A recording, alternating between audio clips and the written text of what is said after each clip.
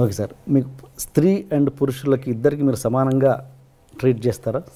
స్త్రీని పురుషుల్ని ఇద్దరిని సమాన హక్కులు ఉండాలన్నది ట్రీట్ చేస్తారా? హక్కులు అందరికీ ఒకటిగా ఉండాలి. నాకు ముగ్గురు బిడ్డలు, లక్ష్మీ ప్రసన్న కటెను, లక్ష్మీ ప్రసన్న, విష్ణువర్ధన్ బాబు, మనోజ్ కుమార్. ఆస్తులు ముగ్గురికి సమానంగా పంచుతాను. But I give preference for my daughter. అలాగే ఆర్యానా, వివియానా, నివ్యానా. ఆడపిల్లలంటే నాకు ఇష్టం. మగవాళ్ళని అలానే చులకనగా చూస్తాను కదా, నేను మగాడిగా. మరి ఇప్పుడు మనోజ్ బాబుకి, విష్ణుబాబుకి అవరామ్ భక్త అని పేరు పెట్టారు. ఎవరికండి? అవరామ్. ఎవరికి పెట్టారు? విష్ణుబాబు బిడ్డకు అవరామ్ భక్త అని పెట్టాడు. నా పేరు కూడా వచ్చేటట్టు. ఓకే. పురుషుడు ద్వేషిస్తాను, ఆడవాళ్ళనే ఎక్కువ గౌరవిస్తాను తప్పు. అమ్మ నాన్న, అమ్మ నాన్న అంటాం. నాన్న అమ్మాను. బీజప్రధానమా క్షేత్రప్రధానమా అనేవాళ్ళు. మనంతా బీజప్రధానం మన పేరులో ఉంటుంది. తెలుసుగా మీకు? ఇంటి పేరు పెట్టుకుంటాం, నాన్నగారి పేరు పెట్టుకుంటాం. కాబట్టి ఐ గివ్ రెస్పెక్ట్. అలాంటప్పుడు మరి మంచు ఎక్కువ శాతం ఆడపిల్లకు గౌరవిస్తాను. వాళ్ళందరికీ అప్పుడప్పుడు మా ఇన్స్టిట్యూట్లో కూడా చెప్తుంటాను, ధైర్యంగా ఉండాలి, పెరిగి పందుల్లా బ్రతకద్దండి. ఎవడైనా చెయ్యి పట్టుకున్నా, ఎవడైనా ఎదురుగా వచ్చి నిన్ను ఏదన్నా అన్నా, వాడిని కొడితే 3 పళ్ళు రాలిపోవాలి, లేకపోతే ఒకటే దెబ్బకు వాడు చనిపోవాలి. ఆ విధంగా ఉండండి. నేను ఆడపిల్లలకు ధైర్యాన్ని చెప్తాను. ఒకే దెబ్బ మన 2 దెబ్బ పడకూడదు. అలా ఉండండి ఆడపిల్లలు. సొసైటీలో ధైర్యంగా బ్రతకండి. ఆడపిల్ల అంటే చులకన, వాళ్ళ అమ్మ కూడా వాళ్ళ తల్లిగా. ఎందుకు భయపడతారు మీరు? చాలామంది తల్లిదండ్రులు వాళ్ళ బిడ్డల్ని ధైర్యాన్ని నేర్పించండి మోహన్ బాబు గారు చదువు కంటే కూడా నా విద్యాలయాల్లో చెప్తుంటారు. మగోడు ధైర్యంగా వెళ్ళొచ్చు, ఆడపిల్ల కూడా ధైర్యంగా వెళ్ళాలని గాంధీ మహాత్ముడు చెప్పాడుగా, ఎన్టీ రామారావు గారు చెప్పారుగా. ఈరోజు ఎంతమంది ఉంది, ఎలా ఉంది, ఏం చూస్తున్నాం పేపర్లో? లా ఏంటంటే మన లా, ఒక అమ్మాయిని బలాత్కారం చేసిన వాడిని శిక్ష ఉండకూడదు, జైలు ఉండకూడదు, అక్కడే నిర్దాక్షిణ్యంగా కాల్చి చంపేయాలి. ఆ దుబాయ్లో జరుగుతూ ఉందో, ఇతర దేశాల్లో కొన్ని దేశాల్లో జరుగుతుందో ఆ విధంగా చేయాలి. No excuse. అక్కడికక్కడే, ఇంకా మళ్ళీ వేరే ఉండకూడదు. అలా అంత ఇంపార్టెన్స్ మీరు ఇస్తే కనుక ఇస్తున్నాను, ఇస్తే గనక ఇస్తున్నాను. గతంలో అండ్ ఇప్పుడు ఇస్తున్నారు కాబట్టి. అండ్ మీ కూతురు మంచు లక్ష్మికి మీరు అంత గ్రాండ్ లాంచ్ ఎందుకు చేయలేకపోయారు? మీ అబ్బాయిలకు చేసినట్టుగా మీ అమ్మాయికి ఎందుకు చేయలేదు మీరు? ఏమండి, బిడ్డకు పెళ్లి చేసాము. పెళ్లి చేసిన రోజున తనకు ఇంట్రెస్ట్ లేదు. బట్ తను చదువుకున్నది లాస్ ఏంజల్స్లో నెంబర్ 1గా ఎడ్యుకేషన్. దాన్ని ఏదో ULCA UCLA చదువుకున్నది, ఓక్లహోమాలో చదువుకున్నది, స్టేజీ ఆర్టిస్ట్ నేర్చుకున్నది. పెళ్ళైన తర్వాత పెళ్లి చేసి సంసారం చేసుకోవాలి, ఇటువంటివన్నీ వద్దు అని అనుకున్నాను. తన భర్త ఎంకరేజ్ చేశాడు, విష్ణు కూడా ఎంకరేజ్ చేశాడు, వాళ్ళ తమ్ముడు మనోజ్ చేశాడు. Then she is doing. సొసైటీలో మంచి పేరు తెస్తే చేయి, మంచి పేరు తేని రోజున నేను బ్రతికినా ఒకటి, చనిపోయినా ఒకటి. అది నా సిద్ధాంతం. సొసైటీలో కాపురం చేయి భర్తతో, వద్దా ఉద్యోగం చేయి, లేదా నీ భర్తకి ఇష్టం వచ్చినప్పుడు సొసైటీలో ఇప్పుడు చేస్తున్నావు. ఇది కూడా అమ్మాయి ఎక్కువ చేయడం నాకు ఇష్టం లేదు. ఓకే. ఎందుకంటే తెల్లవారితో లేచి టీవీలకు వెళ్ళిపోయి బాగా ఆలోచించాలి. వాళ్ళ కష్ట సకాలన్నీ విని, కష్టాలు 20 మంది అయితే 20 మంది కష్టాలు విని, ఆ కష్టాలు విని 10 మందికి ఫోన్ చేస్తూ ఉంటాను.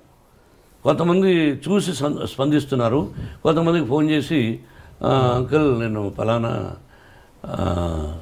ఇలా సఫర్ అవుతున్నారు వాళ్ళు, మీరేమైనా హెల్ప్ చేయగలరా అంటే 10 మందికి స్పందించే వాళ్ళ గురించి పక్కన వదిలేద్దాం. 10 మందికి లక్ష్మికి ఫోన్ చేస్తాం.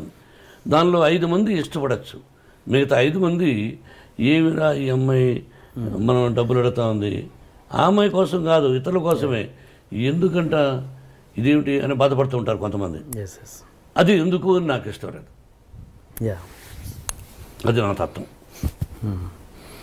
బట్ యాక్ట్ చేయడం విషయంలో మీకు ఎటువంటి అబ్జెక్షన్ లేదు? 100% అభ్యంతరం లేదు. నేను లాంచింగ్ అనేది ఆ విషయంలో అదేనండి, అందువల్ల లాంచింగ్ చేయలేదు, ఆటోమేటిక్గా వచ్చేసింది తను.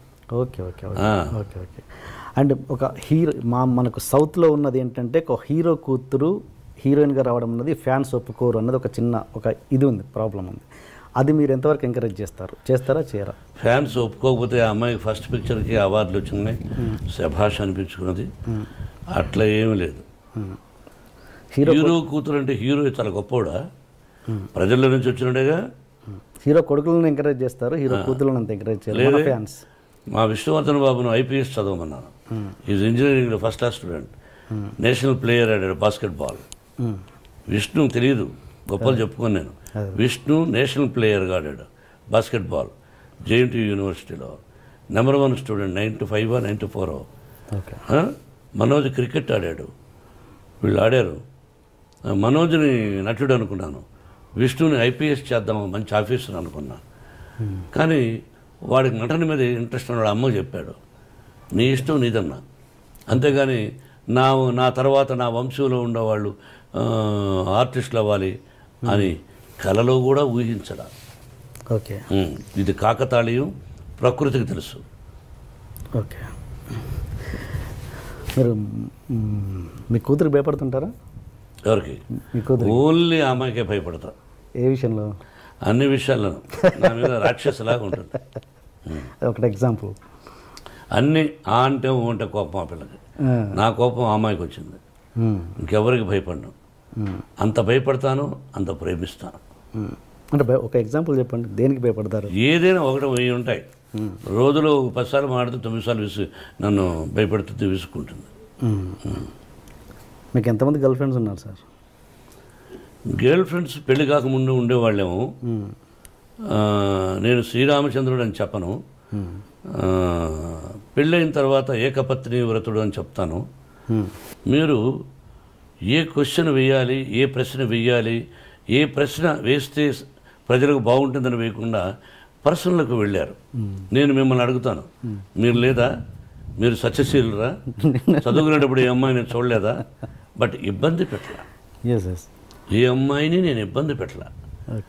ఆ అమ్మాయికి ఇష్టమయ్యి నాకు ఇష్టమైనప్పుడు ఫ్రెండ్ అవ్వచ్చు తప్ప ఒక అమ్మాయిని బలవంతం చేయడం, ఫోర్స్ చేయడం, ఫోర్స్గా వెంటబడడం, టార్చర్ చేయడం, వాళ్ళని కూడా కాల్ చేయాలి. సో ఏదన్నా పెళ్ళికి ముందే జరిగింది, పెళ్ళైనా జరగలేదు, మళ్ళీ మళ్ళీ వేస్తున్నారు. తలకేస్తే ఈ మధ్యనే ఒక అతను వేశాడు, తలకేస్తే మనకేస్తే తలకని. పర్సనల్గా డీప్గా ఉండేవాడు మీరు చెప్పగలరా? ఒక పత్రికాధిపతి అనవచ్చు, మీరు ఒక టీవీ అధినేతగా ఉండొచ్చు, మీ ఛానల్కి మీరు అధినేతగా ఉండొచ్చు. మిమ్మల్ని కూడా నేను ఇంటర్వ్యూ చేస్తాను, దిమ్మ తిరిగి మళ్ళా భోజనం కూడా చేయలేరు. తర్వాత మీ ఇంటికి మీ వైఫ్ కూడా రానివ్వదు, అలా అడగగలను నేను. మరి మీరు మమ్మల్ని వేస్తారు, మేము మిమ్మల్ని వేయకూడదు. మీరేమైనా దేవుళ్ళ? మీరేమి ఇలా వేయచ్చు అంటే మీరు సత్యశీలురా? శ్రీరామచంద్రుడా? సత్యహరిశ్చంద్రుడా? కాదు, మీకు కూడా ఎన్నో ఉన్నాయి.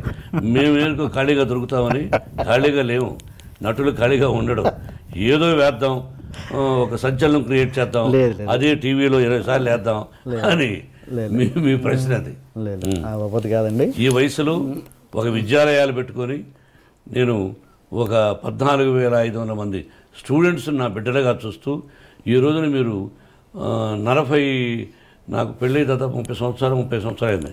అంతకుముందు ఎప్పుడో ఎక్కడో ఏమిటో అని సంఘటన గురించి ఇప్పుడు అడగడం అన్నది అప్రస్తుతం, మర్యాద కాదు. మీరు అడిగారు, ఆన్సర్ చెప్పాను. మీరు వేయచ్చు, భయపడదలుచుకోలేదు. చిన్నప్పటి నుంచి నాన్నగారిని చూస్తున్నారు కదా, నాన్నగారిలో మీకు బాగా నచ్చిన గొప్ప క్వాలిటీ ఏంటి? ఆయనలోంచి మీరు తీసుకున్న మంచి క్వాలిటీ ఏంటి? నాన్న గొప్ప క్వాలిటీ వచ్చేసి మనుషులాగా బ్రతకడం.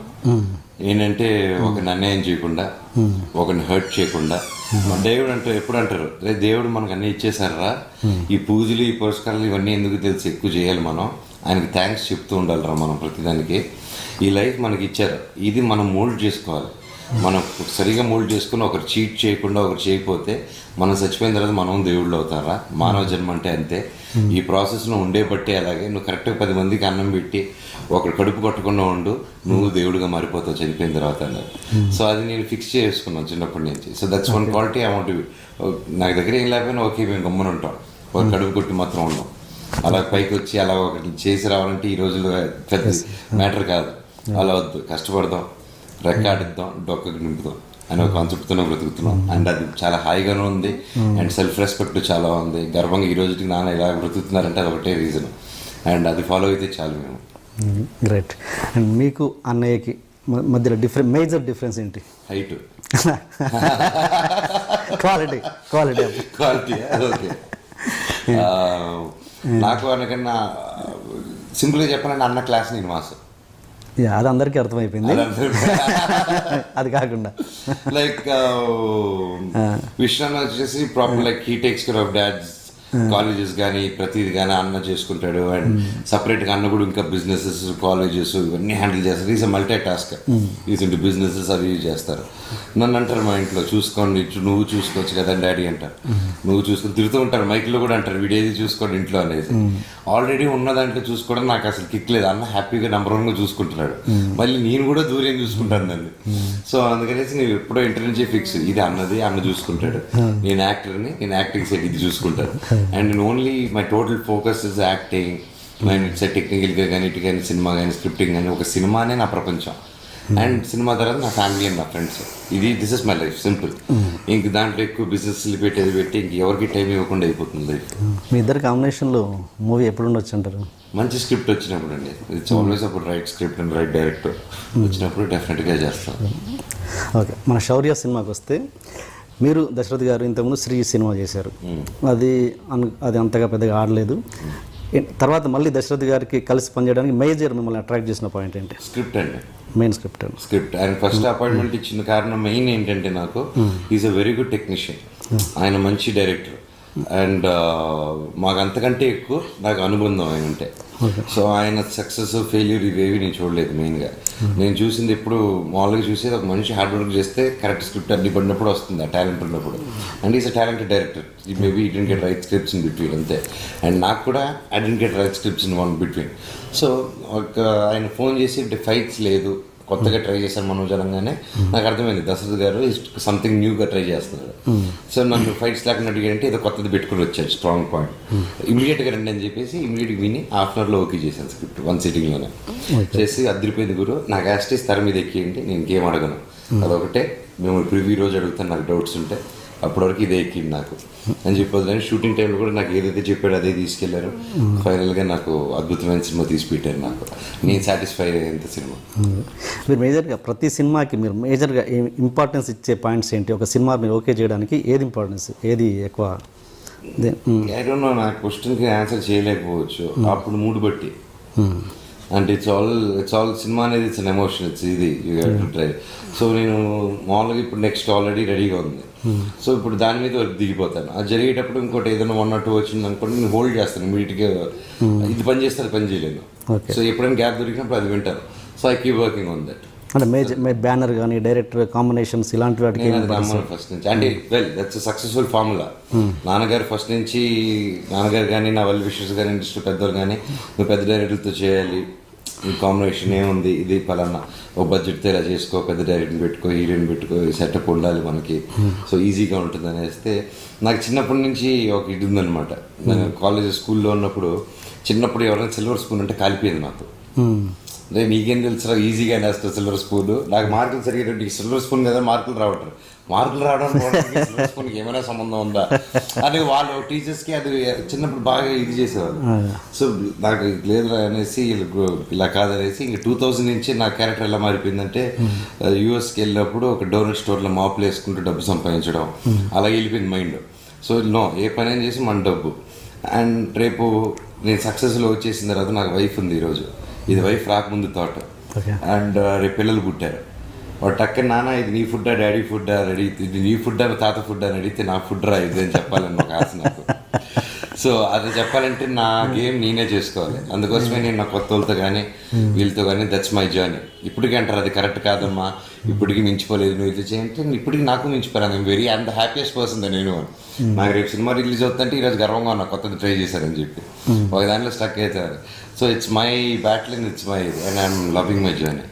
ఫ్యామిలీ గురించి మాట్లాడాం కాబట్టి, సపోజ్ ఇదే మంచు మనోజ్, ఇదే ఎనర్జీతో ఉన్న మంచి మనోజ్, ఇదే యాటిట్యూడ్తో ఉన్న మంచి మనోజ్, ఇదే టాలెంట్ ఉన్న మంచి మనోజ్, సపోజ్ మోహన్ బాబు గారి ఫ్యామిలీలో కాకుండా ఇదే ఫిల్మ్ ఇండస్ట్రీలో ఉంటూ మోహన్ బాబు గారి ఫ్యామిలీ కనుక పుట్టి ఉండకపోతే ఇప్పుడు అతని జర్నీ ఎలా ఉండేది? ఇలాగే ఉండేది అనుకుంటారు. రియల్లీ? నాకు తెలిసి ఇలాగే కొత్త సినిమాలు చేసేవాడిని, అప్పుడు కొత్త డైరెక్టర్లతోనే చేసేవాడిని. అంటే ఇంత సాఫీగా ఉండేదా జర్నీ అని? సాఫీగా ఉండేది నాది, ఇప్పుడు సాఫీగా లేదండి. నేను ఎవరు చెప్పారు అంత సాఫీగా? నా జర్నీ ఐఎమ్ క్రియేటింగ్. నా జర్నీ కానీ నాది కానీ it's my own fight. It's like నా ఫైట్ బయటకు వచ్చి చెప్పుకోను అంతే. అంతేనా? నా ఫైట్ కూడా ఐ డీల్ ఇట్ విత్. ఎలా అంటే సపోజ్ చెప్పండి ప్రేక్షకుల గురించి. For example a movie and it's not easy to make a movie with new comers, new దీంతో కానీ ఇది కానీ డిఫరెంట్ స్క్రిప్ట్స్ కానీ ఇవి 1-2 కానీ ఇలా డిఫరెంట్గా చేస్తూ పోయింది అనుకోండి, కెరీరే ఉండదు. అండ్ నేను అలా భయపడిపోయి వెళ్ళి చేసిన అయితే ఎప్పుడో ట్రైల్ చేసేవాడిని పెద్దోళ్ళని వీడేసుకొని. And this my 11th year రన్నింగ్. 11th yearకి వచ్చాను, ఇంకా రాబోతుంది. ఇంకా స్టిల్ 10th year అయిపోయి 11th ఉన్నా. And till now I didn't feel insecurity. And నాకు main advantage and boosters majorly from the new age audience and students, youth. నేను ఏ ఫిల్మ్ చేసినా నాకు సినిమా తర్వాత ఇర్రెస్పెక్టివ్ హిట్ ఫ్లాప్ ఏది వచ్చినా ఆ సినిమా మార్కెట్ తగ్గలేదు కానీ ఏదో 1 inch పెరుగుతూ వెళ్ళింది. That means they love me, they love my work. And the difference of the concept of the films నేను ఇచ్చేది వాళ్ళకి నచ్చింది, వీడియో ఏదో ట్రై చేస్తున్నాడని. సో అది ఉన్నంత వరకు ఐఎమ్ హ్యాపీ. అండ్ ఒక ఆర్టిస్ట్ ఒక హీరోగా చేయాలని ఫిక్స్ లేదు నా మైండ్లో. అటు విలన్గా రెడీ, అటు కమెడియన్గా రెడీ, దేనికైనా రెడీ క్యారెక్టర్ వచ్చినప్పుడు. సో నా మైండ్ సెట్ అలా ఫిక్స్ అయిపోయింది కాబట్టి I'm for me thus no way thus tension coming. ఈ చుట్టుపక్కలకి రాదు టెన్షన్, లోపల రాదు. ఓకే. ఆర్జీవి గారి అటాక్ ఏంటి? అందరు ఈగర్గా వెయిట్ చేస్తున్నారు బయట జనాలేమో, మీరు ఇంకా ఏంటి అది దాంట్లో? సింపుల్ ఈక్వేషన్ అండి. ఆఫ్టర్ షౌర్య వస్తే they can sell it for even bigger rates. So that's only reason. So they just makers are waiting for that reason. So ఇది అయిన వెంటనే he'll do that. Okay. And ఒకటి చెప్పండి, మీ ఎనర్జీ లెవెల్స్ అనేది అందరికీ తెలుసు. బట్ ఇంకా నేను ఒక ప్రేక్షకుడికి అడుగుతున్నమాట, ఇది ఇంత ఎనర్జీ ఉన్న మనోజ్కి ఇంకా పడాల్సినంత తగ్గట్టుగా ఏదో సినిమా రాలేదు, ఇంకేదో వెళితే అని ఫీల్ అవుతుంటాను నేను. నాలాంటి వాళ్ళు చాలా మంది కామన్లీ ఆస్క్ వస్తుంది, ఏంటి దాని వెనుక రీజన్ ఏంటి? ఇంకా మీరు ఆ లోటు మీకు ఉందా? నాకు లేదు ఆ లోటు, జనాలకు ఉంది.